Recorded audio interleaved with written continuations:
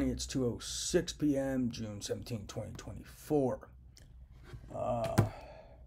2:06, June 17th. So these aren't your average cyber terrorists. They use the internet to cause crime, corruption, to cause bodily injury, harm, intimidate and coerce civilian populations, use intimidation and coercion to influence the policy of the government.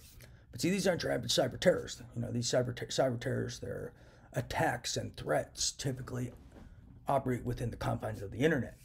These cyber terrorists also have tools that operate not just on the internet, but outside of the internet and in people's brains and body, heart, lungs, genitals, etc. So who are these people who know who these people are, not arresting them or reporting them? They have more than obvious criminal negligence or criminal involvement with these cyber terrorists and terrorists.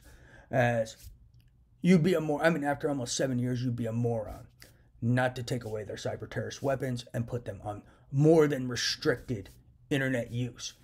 I'm pretty sure when you're like a cyber terrorist or involved with hacking, there's like certain laws where you have restricted internet use. I think there was something about that.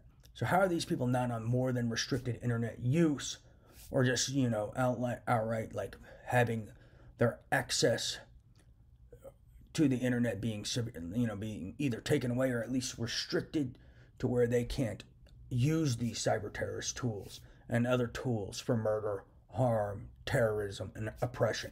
How have these guys not been thrown in prison by now, and how have they not in the least had their access to the internet just restricted to the max, to where they can only carry out basic functions and necessities and nothing more, because they've already demonstrated they're unfit to be in society. They've demonstrated they can't control themselves without committing crimes. How do they still have access to this technology, and why aren't they on just a more than restricted internet and under government observation? The real truth is they should just be in a fucking prison, man.